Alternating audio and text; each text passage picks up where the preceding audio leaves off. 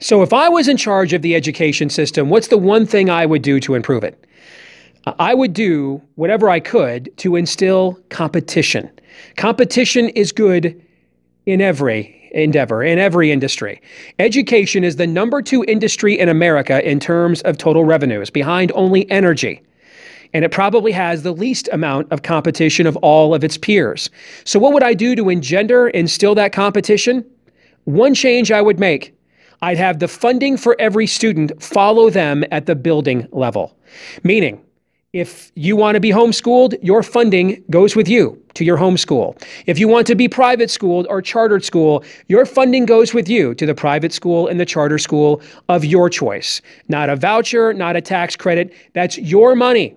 And you get to do with it whatever you wish. No one has to give you a slip or permission. It's your money, and you get to spend it depending on how you choose to have your child educated.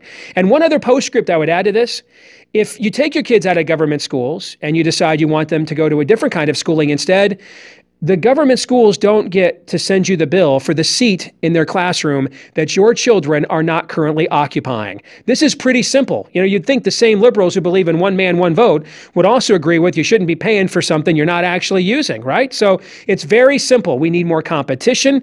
And in order to get that competition, we need to free up dollars so people are free to choose what they want to choose with their own money.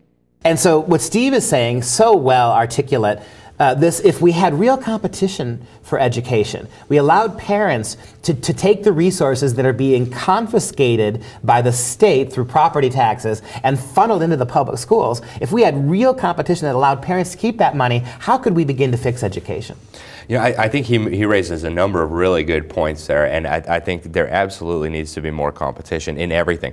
I think the education establishment, if you will, very much enjoys a monopoly, or close to a monopoly, over the education system. And one thing that I have a concern with about some of the education establishment that's joined the bandwagon for so-called school choice is that they want to use that as a way of actually eliminating independent competition. So, I realize that that's not anything at all along the lines of what Steve had in mind, but I think there are a good number of people from the education establishment who've joined this bandwagon for, oh yeah, let's give tax dollars to private schools, religious schools, as a kind of a bait and switch tactic. And actually, I watched it happen in another country. They said, oh well, we'll just use tax dollars to finance the private schools, and that worked fine for a little while. It was religious school, private school, whatever, and then they closed the trap. I think it was in 2011 in Sweden. They passed a law that said, well, all the schools are now funded by taxpayers. Therefore, all the schools need to obey the national curriculum. They need to teach the same gender ideology and the homosexuality, all of that, and so they all have to teach the national curriculum. So I think that's a very real danger, but I think true competition is actually the solution here. If the education establishment and the establishment more broadly did not have a monopoly on the minds of the children, we would get back to having actual diversity, intellectual diversity, and I think that's what we need to get more of.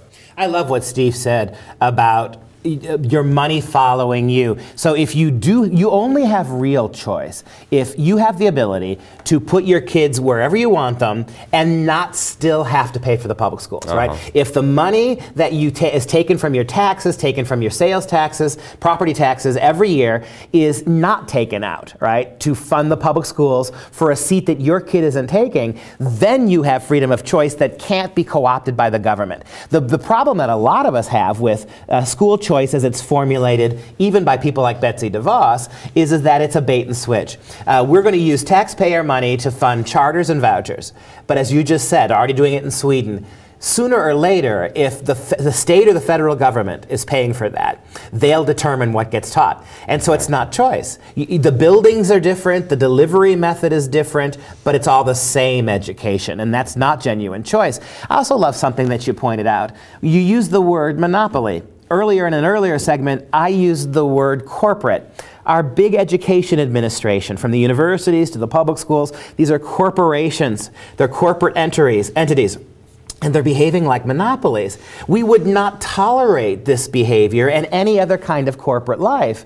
But because these are schools, And the government has such a stake in funding them and promoting them and using them to deliver ideology, we ignore the corporate aspects of them. Let's treat all corporations the same. And in the same way we would go after intolerance, bigotry, monopolistic tendencies in Wall Street corporations, we must also go after them in the universities to guarantee free education. Yep. And you know, I think if even just a little bit of competition was introduced, you know, as a saying that, okay, if you're a parent and you have children and you don't want them in the government school, you don't have to pay, you know, that segment of your property taxes.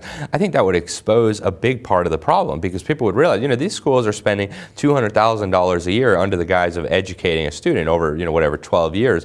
And these kids, a lot of them are coming out and they can't read their high school diploma. So if you could show that, you know, for a fraction of that cost, you could create a well-educated, well-rounded student, and that's done all the time in this country. You know, the homeschoolers are doing it all day, every day, all across this country by the millions. It would expose the entire fraud that is the government school system. And so I think it's a brilliant idea. You know, I like the idea. If you're a parent and you don't want your kids to be put through this, I very much like the idea of being able to keep your money.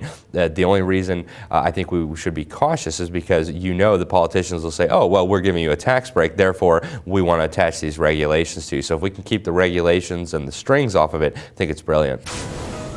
If you enjoyed this video and all of our videos, please consider a tax-deductible donation so we can keep the whole thing free for you. I'm Dr. Duke. Thanks for watching.